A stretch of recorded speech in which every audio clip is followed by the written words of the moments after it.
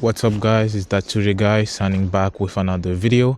Today is the long awaited day. Everybody's been waiting for the review of the scooter, so let's get right into it. Okay, so let me just flip this. All right, so I can see.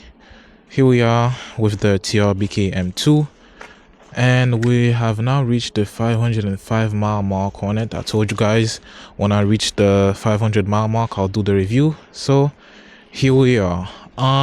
If you're new to the channel, definitely like, subscribe, comment if you want to see me ride this thing. For this review video, we're just gonna be talking. We're not gonna be riding the scooter. If you want to see how it rides and everything, go check out my other videos. Top speed, range test, all of those have already been uploaded, so make sure you guys go check those out. So first thing I want to say is this is the best scooter for $1,600, period.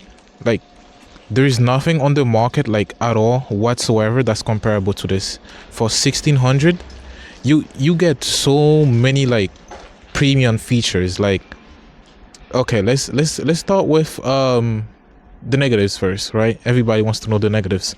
The shock here and the back, this sucks. Like when it first came, it was super uncomfortable, but then it got better after a couple hundred miles. But it's still ass. It sucks. They've already improved the rear shock on this with the third version that's coming out. They are now using FZ shocks. Fuanzong is the long name, supposedly better than KKEs even. So that's what they're gonna be using from now on, which should be a better improvement compared to this. Another thing I didn't like is the handlebars. As you guys can see, this is very wide. These are 720mm handlebars, but this scooter comes with 640mm bars, bro. Like, unless you're a tiny person, like, you really want to have as much control on the scooter, and having wider handlebars is the way to go, man. What else I don't like? The grips that were on this were okay, but not really a big fan of them, so I got these on way better. I mean, there's really not much to complain about the scooter, and I'm not gonna lie. What really sucks is just the suspension and the short the short handlebars. Otherwise, I really don't have any complaints. These are the only two negatives I can think about. Now let's think about the good stuff. You get 11-inch tires with split rim motors, and the motors are also air cooled. As you guys can see, maybe you can't, but there are gaps like all around the motor, so it allows the air to cool it better so it doesn't get overheated. There's also 160mm brake rotors. My Yumehawk had 140 mils and they were okay, but 160mm is definitely an upgrade. We've got Mafia 2 piston brakes. They do their job, you know what I mean. Oh yes, another negative, the fenders. This, it's alright, but it's not covering the main important part, which is right here. Like, it's stopping the water from spraying all over my pants, right, as you guys can see here. But then these parts are left exposed, the shock here and the back of the footrest. As you guys can see, there's a bunch of salt and like just a bunch of dirt in the back here. Rear fender is not that good, and the front fender as well, it's pretty short. And when there was snow, I had a bunch of snow and salt get all over here, and yeah, it got over the headlight, got all over the stem, got all over my pants. Front and rear fender need to be extended, rear shock needs to be upgraded, and the handlebars also. Oh, I also forgot to mention the newest version is gonna come with 700mm standard. I don't know, I suggested them adding 720, but I haven't heard back. But 700mm standard is gonna come with the newer version. What I also like about the scooter is the wide deck.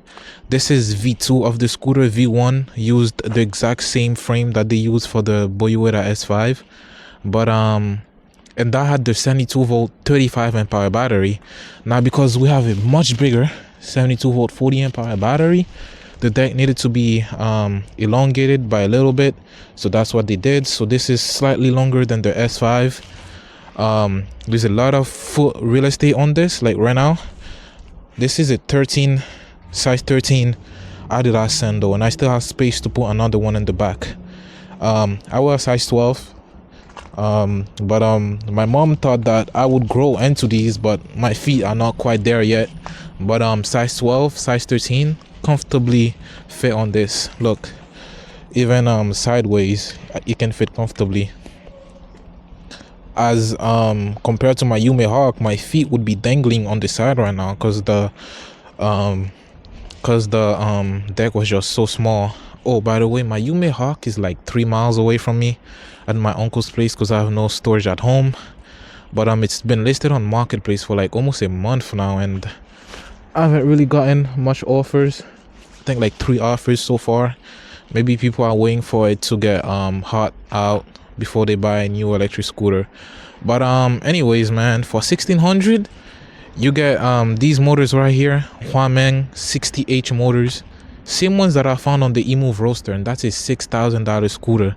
A 72-volt 40 amp hour grade A cell Chinese battery. You get front forks. Oh my gosh, these front forks, bro, I love these front forks. I don't know what brand these are or if these are even top notch. This is my first scooter with front forks, and these are super amazing, bro. Super amazing. Absorb the bumps super well, super stable. But it's got a lot of salt on this. After this review here, I'm gonna start cleaning it and removing all the salt that I can, because I don't want it to rust the scooter, you know what I mean? But yeah, the headlight, I love the headlight, super bright, much brighter than the one that's on my Yume Hawk. The LEDs, hold on, let me turn on the scooter. Like that. I've currently got it in orange. I do not have the remote still. Only reason I managed to change the remote is because I met somebody who had the Boyuera S5, and they used their remote to change my color. But it's super sick. Like the lights go all around the deck here, and then all around the name, and all across the Trbk sign in front here. I also love the top speed on this thing. I've managed to hit 60 miles an hour. It was rated for 62, but then both listings on Amazon are now saying 60 miles an hour for some reason. But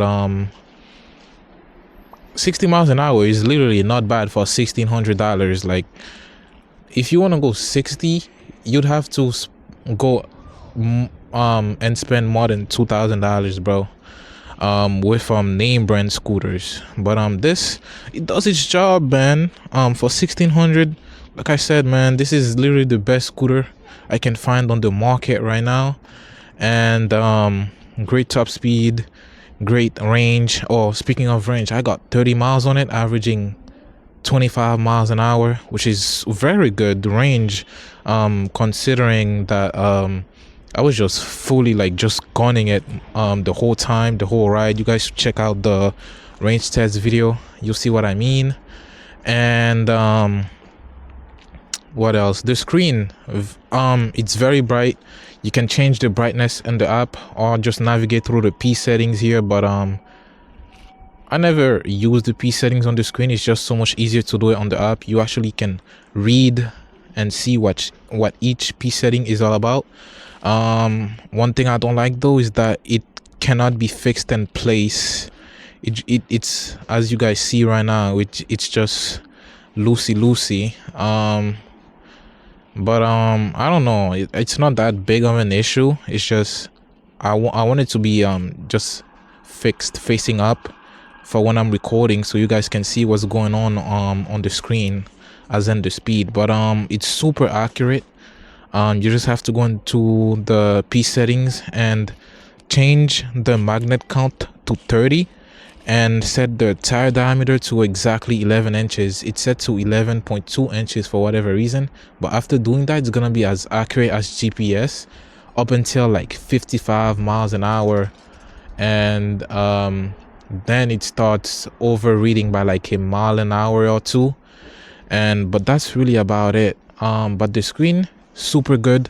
The scooter has multiple modes. We got Eco Pro, we've got Comfort and Sport, and then we also have different options: back motor, front motor, both motors at the same time. And we've also got gear 1, gear 2, and gear 3. So multiple different ways that you could start the scooter. The scooter does have regen braking and cruise control, which is pretty cool. And we also have other menus we can go through. Earlier it was on the odometer. We can see our trip mileage, our voltage 84.8. This I'm not really sure till this day what this A whatever is. Oh, no, might be the error code. I'm not too sure. The time that the scooter has spent up and running, and no, this is the error code page, never mind. And yeah, man, this scooter is really such a fun scooter to ride. I've had this since October 20th, and today is January the 13th, and I've already put 505 miles on it. Not bad at all, man. Definitely way more miles than I had put on my Hawk since I had gotten it during this time last year, for sure. That's how much I love this scooter. Now this scooter weighs 100 pounds or more. It says 100 pounds on the manual, but I think it weighs a little more than that. So if you have stairs, I don't know how you're gonna manage to carry this. It doesn't have a removable battery, but I don't have any stairs, so that's not a problem for me at all. I've been in this house since 2020, no stairs. I'm chilling. But if you have stairs, then that's something you might want to consider. The weight of the scooter. It can also fold, but it gets longer when you fold it. But it does have an adjustable handlebar height. You just have to remove this and then press the button here and then put it at your desired height. I've got it at the third highest one, and there is one right over here. I think that's way too tall. You definitely don't need to put it at the highest level. I am 6'1", third level, plenty enough for me, unless you're like 6 foot 7 inches, something like that. I don't think you're gonna need it all the way up like that. But I'm glad that it's got adjustable handlebar heights, because you can also install a seat on the scooter super easy. These 4 screws in the back are different than the rest that are in the front here, a little bit taller. You just have to unscrew them, easy peasy, put the seat on and then screw them back in, and voila. I like the seat that's on the scooter. It's got suspension and it's soft as well. It's super planted, as in there wasn't no funny movements whatsoever, so that's pretty good. That's a pretty good addition to the scooter. I also love how stable this scooter is, man. You guys saw I've gone 60 miles an hour on this. I've gone on the highway with this. I've done some crazy speeds, 0 speed wobbles whatsoever, but it does come with an included steering damper. It's pretty short though, but I had it on for 1 day, and then I guess I didn't screw it well enough, and then one of the screws that was holding it in place went missing, so I uninstalled it that day and never put it back on ever since.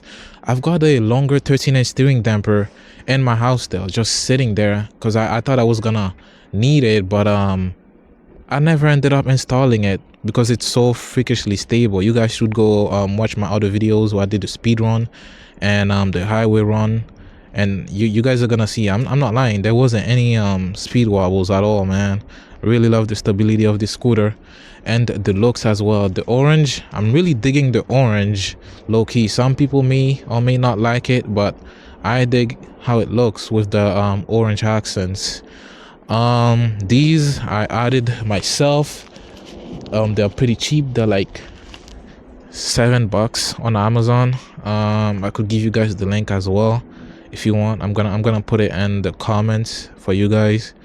But I think that pretty much sums everything. So in short, rear fender, rear suspension, and front fender, as well as the handlebars, are the cons that I would say about the scooter. Pros: you get 11-inch all-terrain tires, 160 millimeter brake discs, 2-piston hydraulic brakes with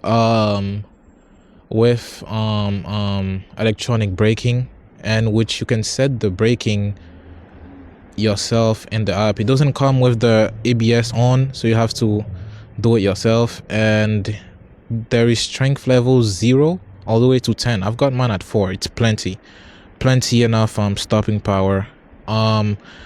Very wide deck.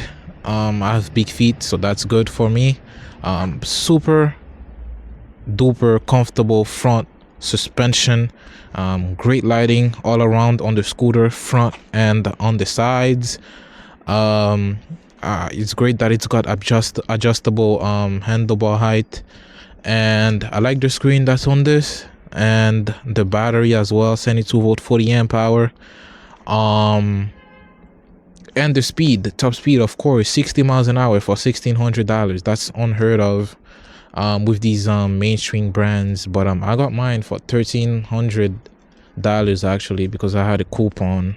They always release coupons whenever there's a new batch, so you guys make sure to stay tuned into the Discord, as well as the subreddit China budget e-scooters. The reason I got this scooter is because of Seal Sage. He's a moderator for the Reddit China budget e-scooters, as well as the Discord.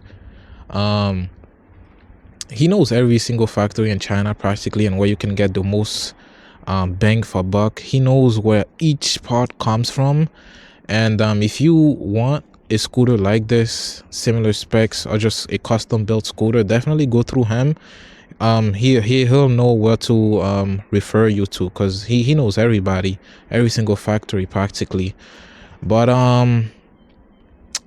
yes, so upgrades for the V3 that's coming in. So let's go through all the versions, right? We had version 1 that released in like August last year, 2025, with a 72 volt 35 amp hour battery, 72 volt 35 amp Livia E 40 amp Livia E controllers, same motors, same everything, and it was still using the same frame as the Boyueta.